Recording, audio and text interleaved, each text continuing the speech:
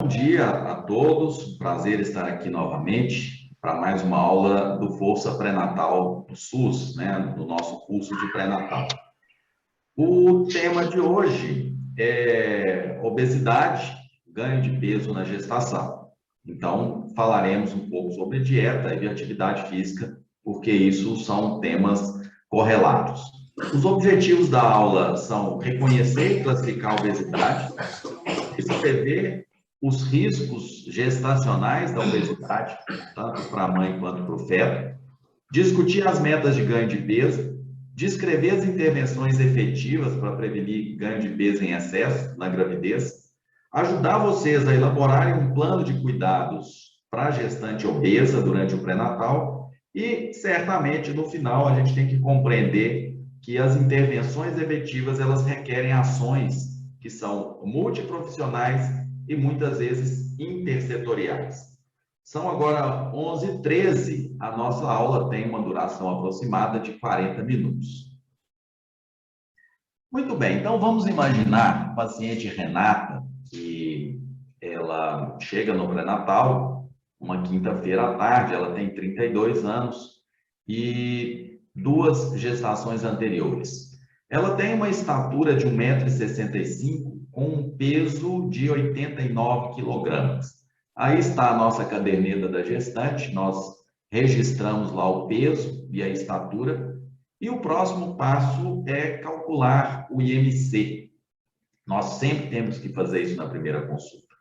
E essa é uma ação que nem sempre é executada. Muitas vezes as pessoas anotam o peso, anotam a estatura, mas não calcula o IMC. Afinal de contas, o IMC é que nos dá objetividade. Nós temos que abolir algumas linguagens que ainda são muito comuns, não só na atenção primária, mas nas maternidades. Ah, a Renata, ela é gordinha, eu acho que ela é obesa. Isso é muito genérico, isso é inespecífico. O IMC está aí calculado, 32. O que significa isso, afinal de contas? Pessoal, nós podemos ir conversando aqui no chat. O que vocês acham? Essa paciente é obesa? Bom, então tá aí os nossos espaços na caderneta, porque através do IMC é que nós vamos definir e classificar essa paciente conforme a OMS. Essa aqui é uma classificação mais simplificada, ela não divide a obesidade em categorias, mas é a classificação mais antiga, mais utilizada, e essa paciente, com essa classificação, nós vemos que a nossa paciente, ela é obesa, ali com IMC de 32, portanto, maior do que 30, ela é obesa. Por que a obesidade é um problema durante a gestação? O que vocês acham? Então, vamos tentar explicar. A paciente Renata começa o nosso pré-natal e ela tem um IMC de 32. O que isso significa para essa gravidez? Por que isso é um tema relevante? Alguém quer falar alguma coisa? Qual o significado de um IMC de 32? Pergunta para vocês. Qual que é o significado? Enquanto vocês pensam, eu vou passar para o slide seguinte, mas eu gostaria que vocês me ajudassem. Bem, a obesidade é um problema frequente. Vocês que têm acompanhado aí na atenção primária, vocês com certeza identificam a prevalência, uma prevalência elevada dessa condição. E isso é confirmado por estudos, o Vigitel, que é um estudo que avalia diversos fatores de risco para a saúde no adulto, no Brasil inteiro, nas capitais. Esse estudo, esse levantamento, ele é feito anualmente, embora nos últimos, se não me engano, no último ano ele não tenha sido publicado. Mas veja só, o sobrepeso em mulheres em idade, mulheres adultas, que vão incluir a população de mulheres grávidas, aumentou de 48% para 53%. ao longo desses, são 7 anos, 2012 a 2019. E a obesidade aumentou de 18% para 20%. Isso significa que de cada 5 mulheres, uma é obesa. E de cada 10 mulheres, a metade apresenta sobrepeso. Essa é a prevalência do sobrepeso e da obesidade em mulheres adultas, com mais de 18 anos. Obviamente, essa prevalência se estende às mulheres grávidas, afinal, essa faixa etária, ela compreende a faixa de mulheres em idade fértil. Muito bem, qual que é o problema dessa condição extremamente frequente para a gravidez? Vou dar uma dica, vamos dividir aqui. Quais são os riscos para a mãe e os riscos para o feto ou o bebê? Pergunta número 1. Quais são os riscos para a mãe? Eu tenho certeza que vocês sabem disso. Só uma questão de revisão. Quais são os riscos para o feto? Vamos dividir os riscos em duas categorias. O que é? Bom, hipertensão, diabetes, macrosomia. A Daiane já está falando de riscos para o feto. Então, teve gente que falou de riscos para a mãe, hipertensão e diabetes, sem dúvida. Pré-eclâmpsia, a Brenda também falou. Nós já discutimos isso em outros momentos. O que mais tem para a mãe? Estamos pensando na mãe. Com hipertensão, diabetes, pré-eclâmpsia. Para o feto, macrosomia. Tem mais? Será que a obesidade tem alguma coisa a ver com via de parto, evolução para o parto normal, duração do trabalho de parto? Possível. Para o feto, vocês falaram macrosomia. Anomalias fetais, será? Vamos ver, vamos buscar responder essas perguntas, porque a gente sabe que sim. Então, vamos ver o lado da mãe, riscos maternos. Diabetes gestacional, pré-eclâmpsia, hipertensão, vocês falaram. Depressão pós-parto também é uma condição, um desfecho cujo risco está significativamente aumentado. Parto cesariano e parto vaginal instrumentado, porque o trabalho de parto costuma ser mais longo, mais laborioso, e isso pode levar à interpretação de um trabalho de parto anômalo e indicar uma cesariana.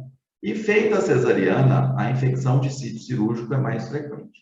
Esses desfechos, eles foram verificados, essa referência que está embaixo, MARC 2015, é uma revisão de revisões, então é uma publicação que inclui um número muito grande de estudos e que confirmam esses riscos. Então, guardem bem isso, porque é importante. Se nós não conseguimos diminuir o risco, a gente precisa monitorar os eventos cujos riscos estão aumentados. Do ponto de vista do feto, a prematuridade, fetos grandes para a idade gestacional, os fetos grandes para a idade gestacional, macrosomia, vocês falaram. E tanto isso quanto os eventos maternos podem levar à prematuridade.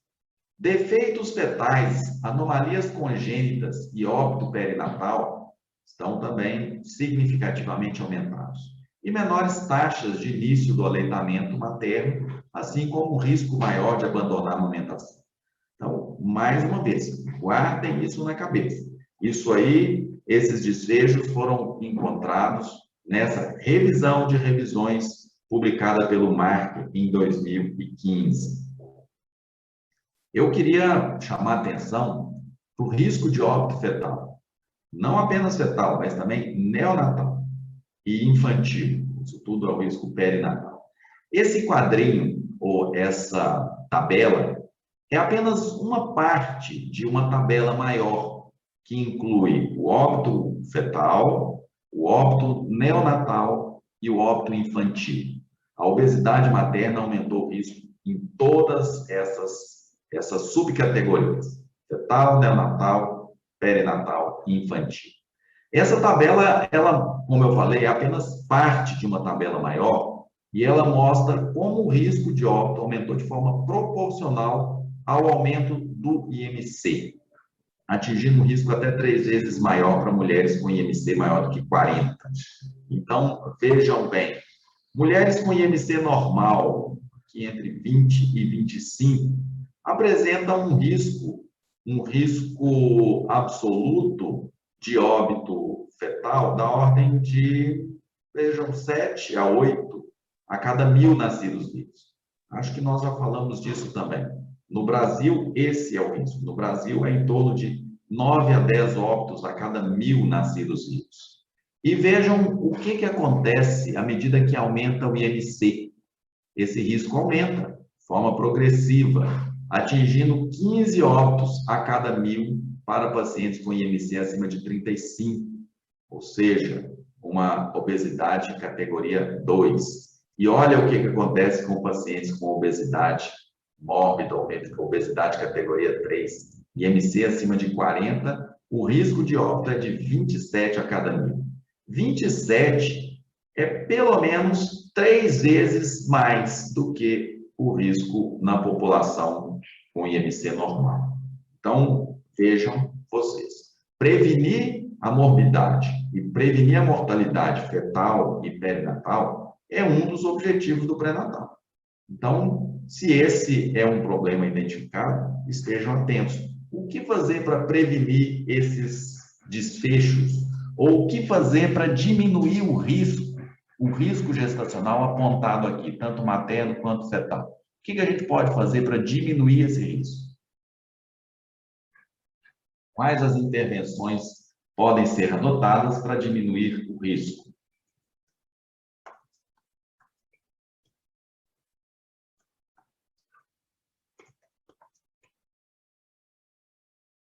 O que fazer? O que pode ser feito para a gente diminuir o risco? Nós somos pré-natalistas, então recebemos a Renata. Renata, veja bem, Renata então apresenta risco aumentado de ter pré-eclâmpsia, de ter diabetes, depressão pós-parto, cesariana. Brena está falando do controle de peso, acompanhamento multidisciplinar com nutricionista. Essas intervenções vão diminuir, essa paciente vai perder peso, ela vai voltar a ter um IMC abaixo de 32 na gravidez? Ela não vai.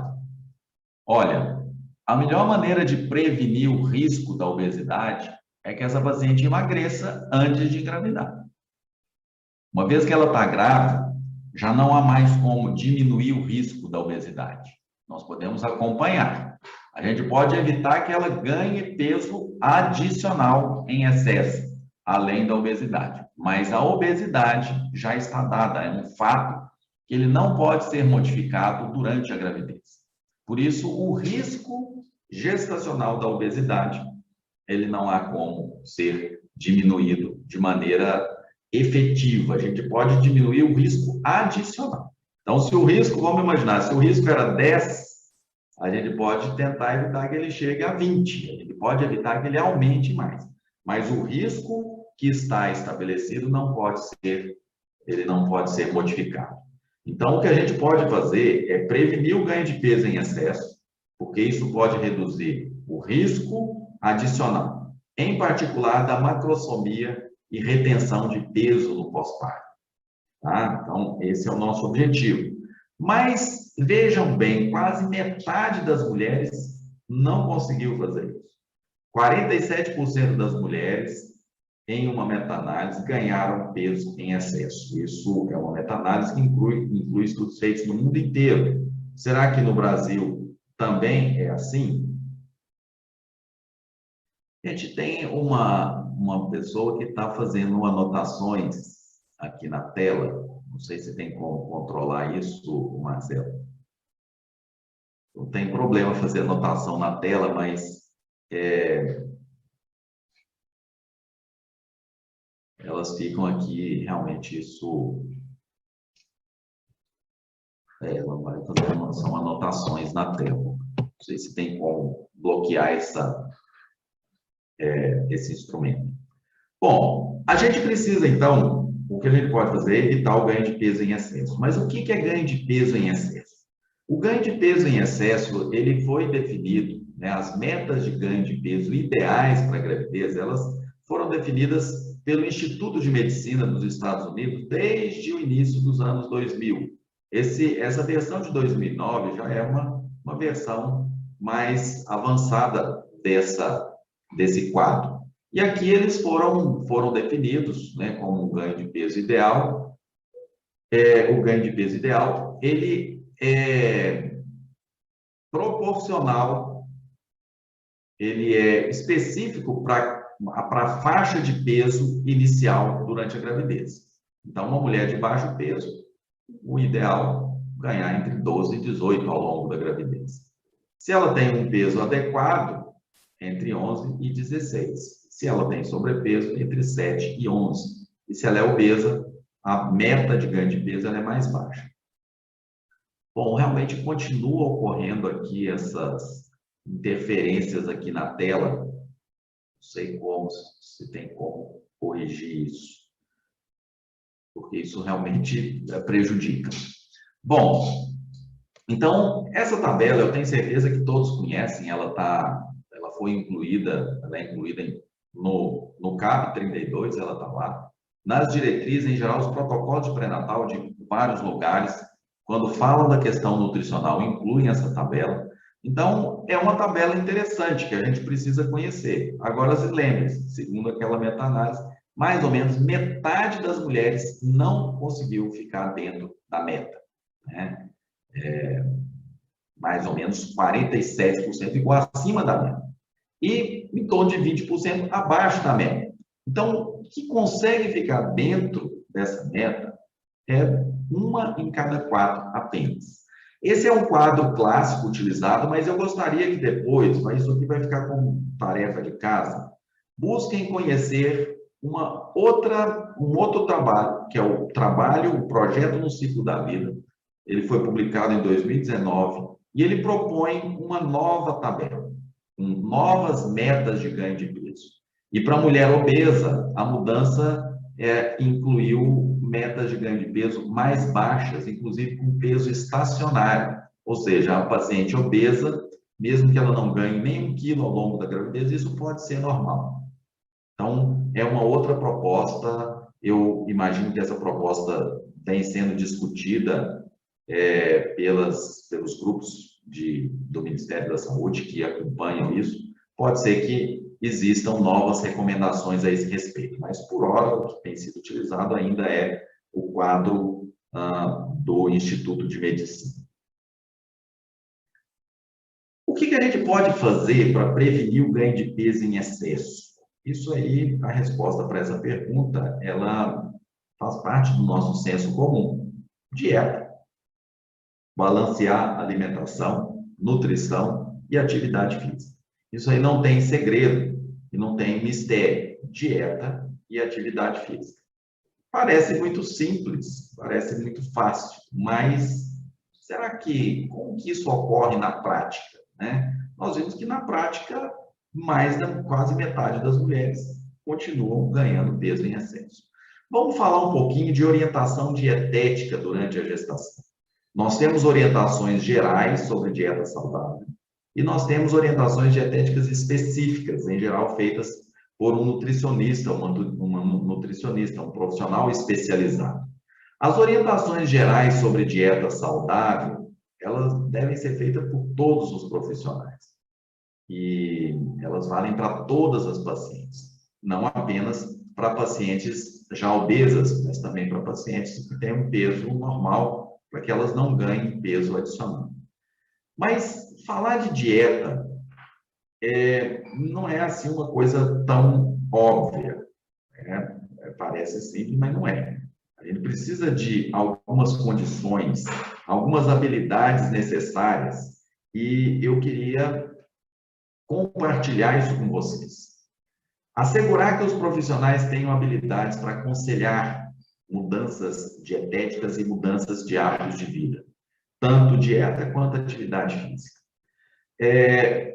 Uma das habilidades fundamentais é conhecer e ter competências, desenvolver para atuar como facilitadores em atividades de grupo, porque essa é uma estratégia que costuma ser mais efetiva e que costuma ser também mais praticável dentro do nosso contexto, porque falar de promover dieta saudável e promover atividade física exige também habilidade de comunicação para abordar o controle de peso de maneira compreensiva.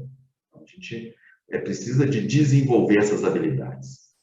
A gente precisa ser capaz de oferecer ajuda prática sobre como melhorar a dieta e tornar-se fisicamente mais ativo. O que é ajuda prática? Ora, é realmente abrir o cardápio da paciente, conhecer como que alimentos que ela tem disponíveis e como que a gente pode...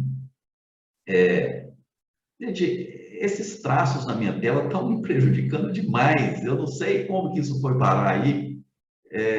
Interferiu completamente na tela e ele continua aqui na tela. E, Marcelo, não tem como eliminar isso aí, não?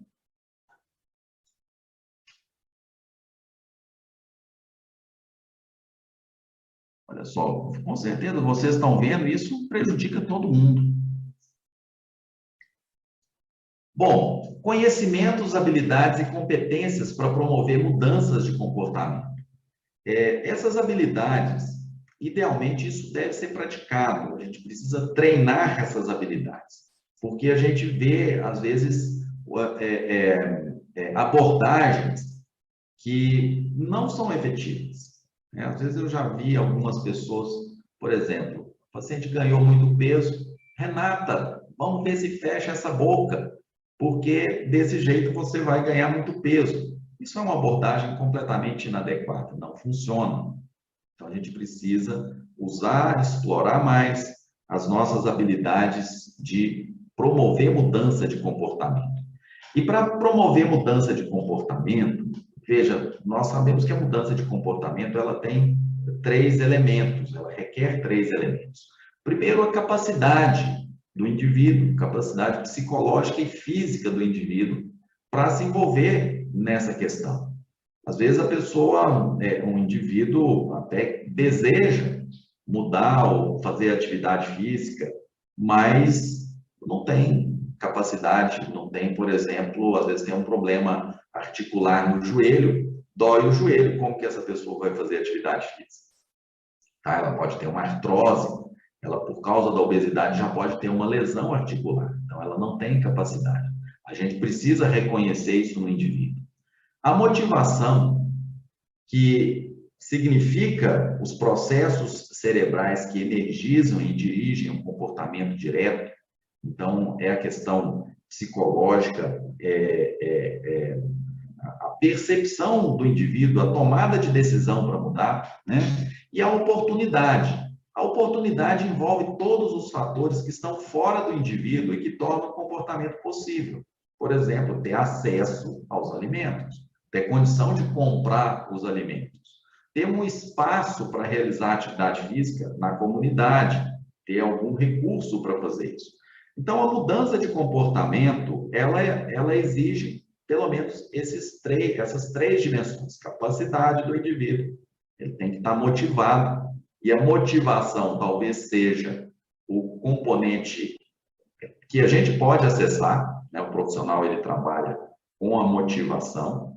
Agora, se tiver capacidade de motivação, mas não tiver oportunidade, também não muda. Então, a pergunta que eu vou deixar como tarefa é que oportunidades que vocês identificam na comunidade de vocês para promover a dieta saudável e também a atividade física. Então, vocês talvez tenham que identificar isso, né? Identificar as oportunidades, que são as condições materiais para que esse indivíduo mude o seu comportamento, tanto na dieta quanto na atividade física. Orientações sobre atividade física durante a gestação é o outro elemento, né, da intervenção. 150 minutos de atividade física por semana. Esse quadrinho é um quadrinho inglês, está em inglês, né? Seria interessante a gente fazer ou produzir um quadrinho em português que tivesse esse mesmo conteúdo, porque ele é uma boa síntese do que significa atividade física na gravidez. 150 minutos, né? Ajuda a controlar o ganho de peso, reduzir problema de pressão, prevenir diabetes, melhora o humor, melhora o sono e o condicionamento físico. Se você não está ativa, comece gradualmente, tá? E atividades físicas, elas incluem todas elas. Qualquer atividade física conta, desde que ela seja feita com duração de pelo menos 10 minutos. Atividades físicas no domicílio, o lazer, as atividades físicas envolvidas no deslocamento para o trabalho, buscar menino na escola, ir trabalhar, andar de bicicleta, ir no supermercado fazer compras a pé, tudo isso é atividade física que conta. O importante é que a gente tenha pelo menos 150 minutos, todas elas contam. A promoção de atividade física é uma intervenção de natureza multiprofissional e intersetorial. Como eu falei, precisamos de garantir oportunidades. Quais são os recursos disponíveis na sua equipe e na sua comunidade? Vocês têm educador físico disponível, vocês têm a academia da cidade que possa abrir espaço para atividade física durante a gestação. Então, explorem, isso aí também é uma tarefa que vai ficar para vocês. Infelizmente, então, vejam, dieta e atividade física. Apenas 50% das mulheres conseguiram ganhar peso dentro da meta recomendada, abaixo da meta recomendada. Um estudo mostrou que apenas 10% das gestantes praticam 150 minutos de atividade física de lazer por semana. Seria bom vocês avaliarem qual que é a situação na equipe de vocês, na unidade de vocês. Quais os principais obstáculos para a realização de atividade física na gestação? Gostaria que vocês me ajudassem. O que vocês enxergam como obstáculo para a atividade física na gestação?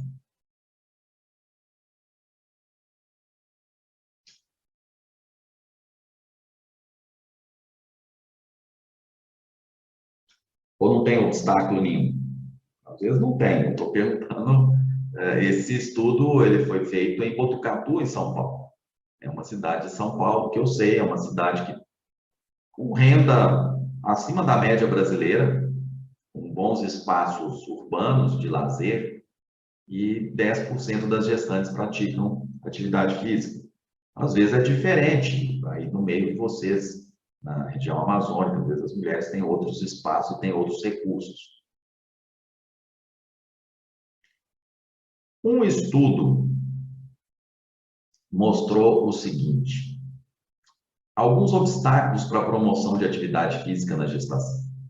Primeiro, os profissionais recebem instruções inadequadas sobre a promoção da atividade física durante graduação em residência. Segundo, modelo de cuidados no pré-natal deixa pouco tempo para a gente aconselhar sobre estilo de vida, incluindo atividade física.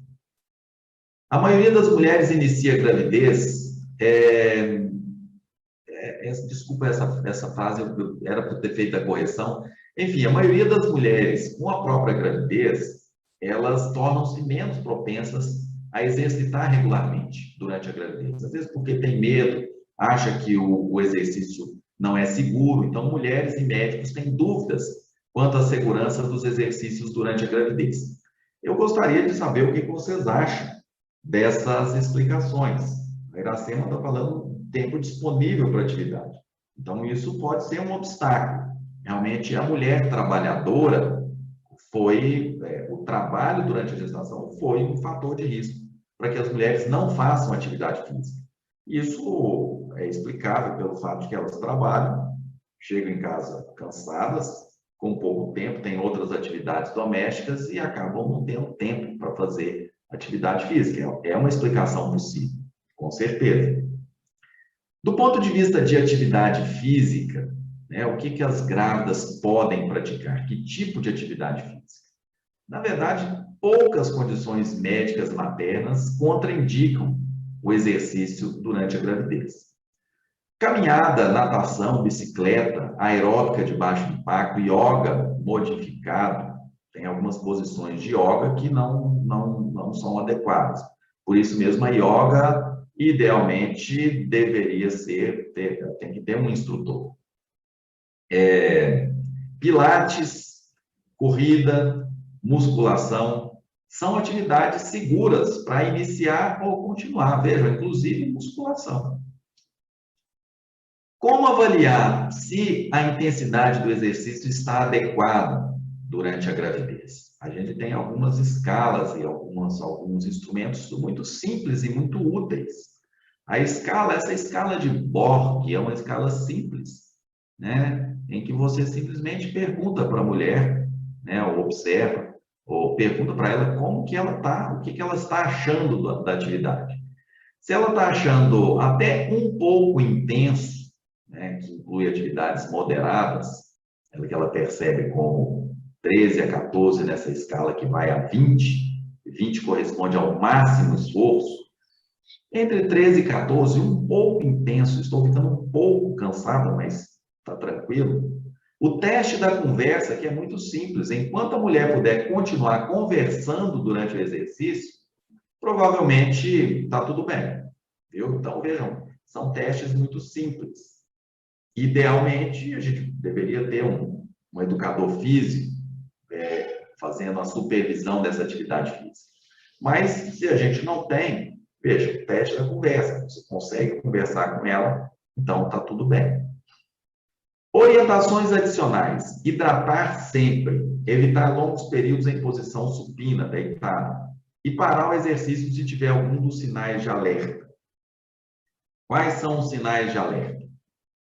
Sinais de alerta: sangramento vaginal, dor abdominal, perda de líquido, dispneia, tontura, cefaleia, dor no peito, fraqueza muscular afetando o equilíbrio, dor ou inchaço na panturrilha, contrações dolorosas regulares. Isso aqui eu vou fazer uma observação, porque às vezes quando a mulher começa a fazer uma atividade física, pode apresentar alguma contração, que pode até ser um pouco doloroso.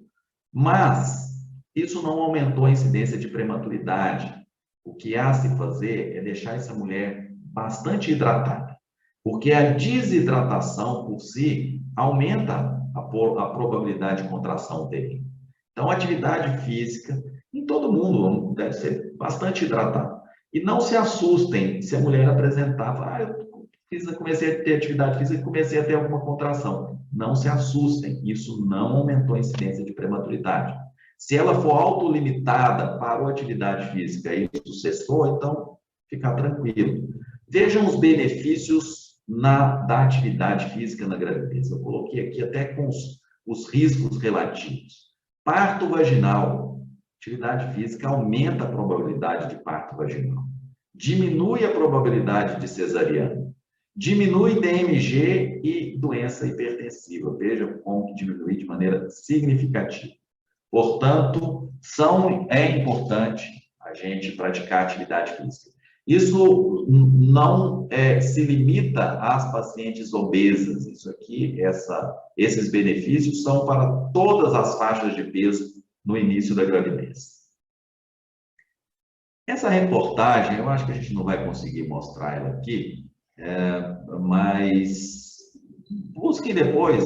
Eu achei uma reportagem muito interessante, né? Mas está aí a mulher na academia fazendo musculação, incluindo abdominal. Realmente não há contraindicação para esse tipo de atividade física na gravidez. Hoje as academias se tornaram muito acessíveis, em qualquer lugar do país que a gente vai tem academia, né? E com preços às vezes populares. É óbvio que tem algumas mulheres que não têm acesso nem a isso. Nesses casos, a gente vai usar os recursos disponíveis, estimular a caminhada, que não tem custo nenhum. Então, além de prevenir o ganho de peso em excesso, o pré-natalista deve estar vigilante para as complicações cujo risco está aumentado em mulheres obesas. Então, a mulher obesa, eu repito, nós vamos buscar impedir que o risco aumente. Mas aquele risco basal da obesidade não há como ser modificado. Tá?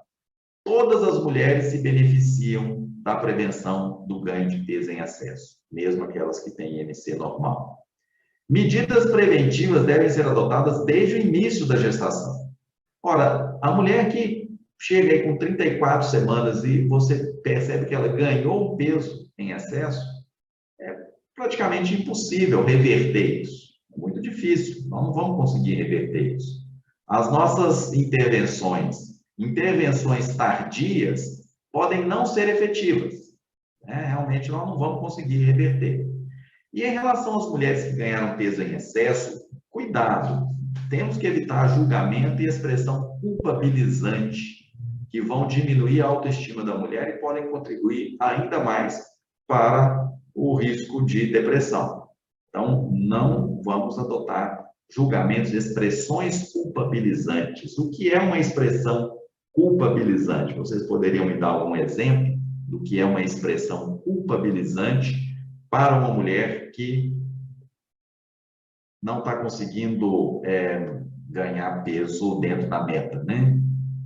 Pensem aí, o que é uma expressão culpabilizante? Vocês têm que pensar e descobrir para que vocês não adotem ou não empreguem expressões culpabilizantes. Muito bem, estamos caminhando para o final da nossa aula e depois a gente vai abrir para discussão. Aqui é uma sugestão de plano de cuidados para a mulher obesa durante o pré-natal. 1. Aconselhar sobre os riscos da obesidade na gestação. Claro, a gente tem que aconselhar sem atemorizar, sem causar pânico, né? É um aconselhamento realista, aconselhamento objetivo. Olha, Renata, né? Você começou aqui o seu pré-natal, você tem um IMC de 32, você é classificada como obesa. Essa condição aumenta o risco de algumas condições, como pré-eclâmpsia, diabetes, aumenta o risco de problemas fetais, do bebê crescer muito. E a questão do óbito fetal, a gente tem que ser muito cauteloso, tá certo? Nós não podemos causar pânico, mas a gente também não pode omitir informação. Bom, aumenta o risco de óbito fetal? Nós vimos que aumenta, mas para aquelas mulheres, esse aumento foi mais acentuado para mulheres com IMC acima de 35, 40. Então, talvez a gente fale assim, olha, o seu bebê é um bebê que tem um risco aumentado. Mas nós vamos estar vigilantes. A gente precisa ter uma vigilância maior. Pacientes com IMC acima de 35, a medida da altura uterina com a fita não é adequada, ela não ela praticamente não tem função, né? Você medir a altura uterina em mulher com IMC acima de 35. Por isso, o ultrassom para acompanhar o crescimento fetal é o recurso mais adequado. Então, o ultrassom para acompanhar o crescimento fetal. Essas mulheres têm um risco maior de anomalia, o ultrassom morfológico seria ideal. Mas, por outro lado, o ultrassom morfológico em mulheres obesas, ele é limitado, né, por questão técnica. Então, é uma questão que tem que ser discutida, se vale a pena. E para mulheres com IMC acima de 40, nós vimos que o risco de óbito foi triplicado. Portanto, avaliar a vitalidade fetal de forma rotineira, a partir de 32 semanas, pode ser considerado, né? Pode ser considerado. Esse plano de cuidados é uma sugestão, né? Depende dos recursos locais. Discutir o plano de parto, explicar que a duração do trabalho de parto pode ser maior, mas que, por outro lado, a cesariana tem maior risco de complicações. Esse fato, é importante que os profissionais das maternidades também se apropriem disso. E, às vezes, como a duração do trabalho de parto é maior, a gente tem que ter mais paciência, né, antes de dizer que aquele trabalho de parto está fora da normalidade e que uma cesariana está indicada. Triagem para depressão no pós-parto e promoção e apoio ao aleitamento materno, porque essas mulheres têm mais dificuldade para aleitar. E aí tem várias explicações, inclusive hormonais para isso. Não é só uma questão, às vezes, né, às vezes tem mamas maiores que dificulta a pega, né? Tem o risco maior de complicação, de cesariana, de infecção e de depressão, que tudo isso contribui para o insucesso do aleitamento materno. Então, a promoção do aleitamento materno, o apoio é fundamental para que essas mulheres possam continuar aleitando. Esse é o último slide da apresentação e eu queria chamar a atenção para o que eu disse antes. Evidências de alta qualidade indicam que dieta ou exercício, ou ambos, durante a gravidez podem reduzir o risco de ganho de peso gestacional em excesso. A maioria dos estudos incluídos nessa meta-análise foi realizada em países desenvolvidos. Será que as conclusões podem ser aplicadas a países ou regiões com outros níveis de renda? Qual a validade dessas conclusões para a sua realidade? Porque uma coisa é você ter um nutricionista e um educador físico em um país onde você, o nutricionista, prescreve, olha, sua dieta é essa. A mulher vai ter condição de comprar aquilo. Ela tem acesso a esses alimentos. Ela tem acesso, ela tem condição de fazer atividade física, não apenas porque existem recursos na comunidade, né, pista de caminhada, pista de Cooper, pista para andar de bicicleta, mas também porque ela tem tempo disponível. Essa é uma pergunta que vai ficar para discussão. E aqui a nossa outra tarefinha, que é a exemplo da nossa aula, que nós vimos na aula anterior, a gente precisa identificar dentro da nossa equipe, dentro da nossa rede, como cada um dos profissionais pode contribuir, ou quais são as atribuições de cada um deles, para que a gente consiga manejar essa condição que é a obesidade na gestação, que inclui atividade física e dieta. Aqui está a referência usada nessa aula e, ok, é isso.